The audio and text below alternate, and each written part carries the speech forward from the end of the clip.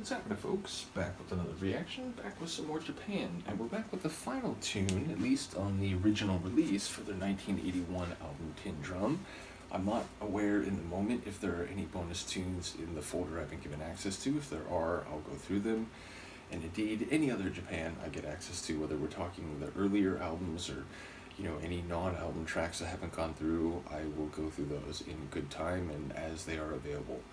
In any case, the final tune on this album, again at least with the original release of it, is Cantonese Boy, which sounds like it's going to build once again off East Asian themes, specifically Chinese themes, maybe both conceptual and musical specifically. So it feels very much, if not an entirely, from start to finish concept album, it's certainly an album that has some major concepts at play that filter their way through a few different tracks. So let's find out what Cantonese Boy is about. This is Japan, the final tune on their 1981 album Tin Drum, and it's Cantonese Boy.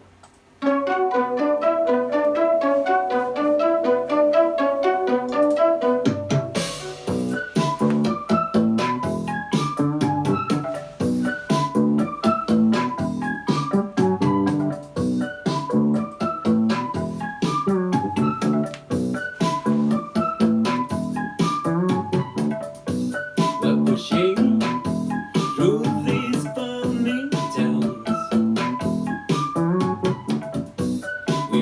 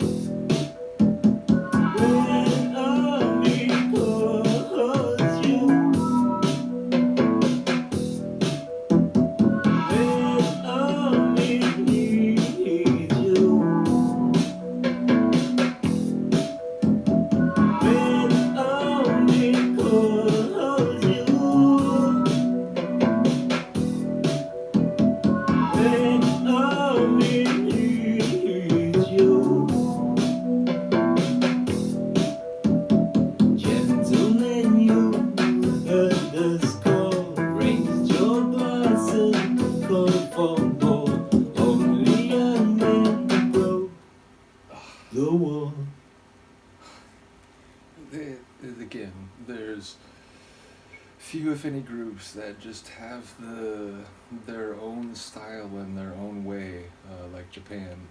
I keep making the comparison to Roxy music, not only because I think in one respect, or not in one respect, but if there are any groups that you could say sound like either one, it's probably the other. But ultimately, again, it's just, it's their own way. It's Sylvian's crazy vocals, especially on the word boy, the way he like ratchets up each time. It's interesting. I heard more of the lines in this one than I typically do. Sounds like he's talking about the Red Army. It sounds like he's talking like this Cantonese boy he's needed for war, perhaps, which I suppose it could be the Chinese Revolution itself. It could be the Korean War shortly thereafter. Yeah, I'm not quite sure if that's really what it's about, but it sounds like someone who's needed, to go to war, and ultimately, I thought the phrase "Red Army" was being used. So that, and given that we're already talking with someone who's in what used to be called Canton, or like I think south eastern China.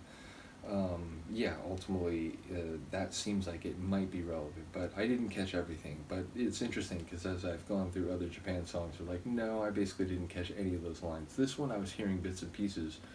And yeah, a perfectly eccentric tune to end a perfectly eccentric album. And yeah, ultimately, I'm not sure how much this may or may not connect to any of the other tracks thematically, like lyrically, but definitely it's another one with some East Asian sounds. Even if that wasn't the overriding feeling, there still was that, Japan, groove and bass and the crazy percussion and so on. So it still had their own flavor as distinct from taking an influence from East Asian or specifically Chinese music. But there were some touches here and there where it feels like it was definitely an homage to that type of folk music idiom. So either way, another cool tune. Like I said, in the moment, I'm not sure if there are any bonus tracks in the same folder. If there are, I'll go through them. If there's any more Japan available, I'll go through that. So I don't think this is the end of the Japan journey, but once again, shout out to Han Solo for sharing Japan since the beginning of this journey. So you are greatly appreciated. Let me know what you think. I will see you next time. Peace.